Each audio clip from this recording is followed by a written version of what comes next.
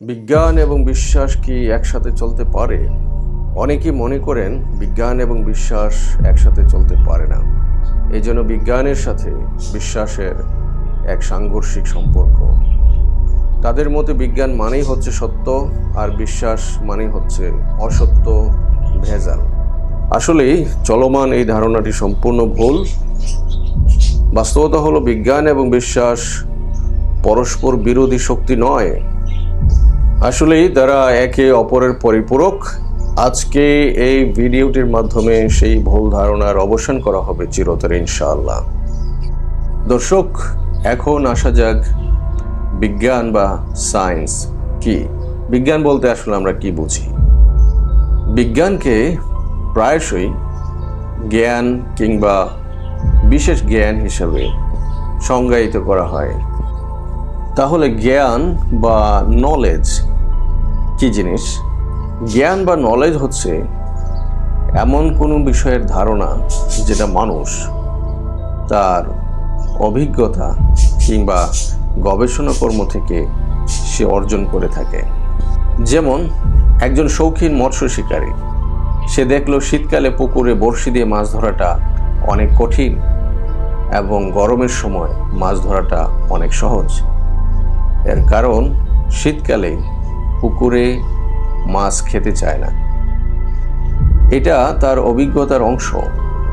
তার দীর্ঘদিনের মাছ শিকারের অভিজ্ঞতা থেকে সেটা অর্জন করেছে এবং এই তথ্যটি নতুন মৎস্য শিকারীদের জন্য খুবই উপকারী। আরেকটি উদাহরণ দেওয়া যাক। একজন আইসক্রিম বিক্রেতা, সে দেখলো শীতের মৌসুমে তার আইসক্রিম বিক্রি কম হয়। যদি সে গত 5 বছরের বিক্রয়ের হিসাব রাখে এবং সেই ডেটা পর্যালোচনা করে দেখে যে প্রতি শীত মৌসুমে তার বিক্রয় কমে যাচ্ছে, এখান থেকে সে ধারণা পেল যে শীতের সময় আইসক্রিম বিক্রি কম হয়।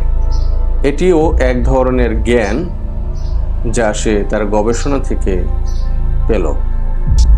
তার মানে হচ্ছে অভিজ্ঞতা কিংবা গবেষণা জ্ঞান অর্জনের অন্যতম মাধ্যম। আমরা যখন বলছি গবেষণা কর্ম, সেই গবেষণা করার অনেকগুলি পদ্ধতি রয়েছে। তার মধ্যে বৈজ্ঞানিক পদ্ধতি কিংবা সায়েন্টিফিক মেথড অন্যতম। আর সেই সায়েন্টিফিক মেথডের অন্যতম একটি উপাদান হচ্ছে হাইপোথেসিস, নির্ণয় করা। চলুন দেখে আসি বৈজ্ঞানিক পদ্ধতি বলতে আসলে কি বোঝায়। মার্শাল তার the nature of scientific inquiry প্রবন্ধে বৈজ্ঞানিক পদ্ধতির একটি চিত্র প্রকাশ করেছেন, যেখানে হাইপোথেসিস নিরূপণ করা বৈজ্ঞানিক পদ্ধতির অন্যতম ধাপ হিসাবে দেখিয়েছেন। লেখক ডোনাল্ড কুপার তার বিজনেস রিসার্চ মেথড বইতেও হাইপোথেসিসকে বৈজ্ঞানিক পদ্ধতির অন্যতম উপাদান হিসাবে দেখিয়েছেন। তার মানে এই হাইপোথেসিস বৈজ্ঞানিক পদ্ধতির অন্যতম উপাদান, যা গবেষণা কর্মে বিশেষ ভূমিকা পালন করে। তাহলে হাইপোথেসিস নিয়ে একটু জানা দরকার। হাইপোথেসিস মানে হচ্ছে ধারণা করা, অনুমান করা, গেস করা। এটার ভিত্তি হচ্ছে বিশ্বাস। কোনো কিছুকে সত্য হিসাবে ধরে নেওয়া কোনো প্রমাণ ছাড়াই। তার মানে হাইপোথেসিস গঠনে আমাকে বিশ্বাস করতে হচ্ছে। বিশ্বাস ছাড়া হাইপোথেসিস গঠন করা প্রায় অসম্ভব। আসুন একটি বাস্তব উদাহরণ দিয়ে বিষয়টি আরেকটু পরিষ্কার করা যাক। এটি একটি গবেষণা কর্ম, যেখানে গবেষকরা বাংলাদেশের চামড়া শিল্পে যারা কাজ করেন তাদের মধ্যে বর্জ্য পুনর্ব্যবহার করার কিংবা রিসাইকেল করার আকাঙ্ক্ষা আছে কিনা এবং সেটার পেছনে কি কি ফ্যাক্টর কাজ করে সেটি তারা জানতে চেয়েছেন। এটি যেহেতু একটি বৈজ্ঞানিক গবেষণা কর্ম, এখানেও একটি হাইপোথেসিস নির্ণয় করেছেন যে যাদের মধ্যে বর্জ্য রিসাইকেল করার প্রতি ইতিবাচক মনোভাব রয়েছে, তাদের মধ্যে বর্জ্য রিসাইকেল করার আকাঙ্ক্ষাও বেশি থাকবে। আর এই আকাঙ্ক্ষা পরবর্তীতে তার আচরণকে প্রভাবিত করবে। তবে বিষয়টি প্রমাণ করার আগেই তারা এই অনুমানটি করেন। তবে গবেষকরা খামখেয়ালিভাবে কিংবা এমনি হাইপোথিসিস নির্ণয় করেন না। এটার পেছনে যথেষ্ট চিন্তা ভাবনা এবং যুক্তিতর্ক থাকতে হবে। তার মানে যদিও এটা এক ধরনের অনুমান, তবু যতটা সম্ভব স্মার্টলি অনুমান করতে হয়। এক্ষেত্রে তারা পূর্ববর্তী গবেষণা কিংবা প্রতিষ্ঠিত কোনো থিওরি আশ্রয় নিয়ে থাকেন।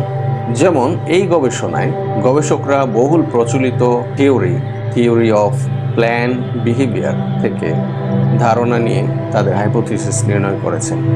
এই থিওরিতে বলছে মানুষের মনোভাব তার আকাঙ্ক্ষাকে প্রভাবিত করে এবং আকাঙ্ক্ষা তার আচরণকে প্রভাবিত করে।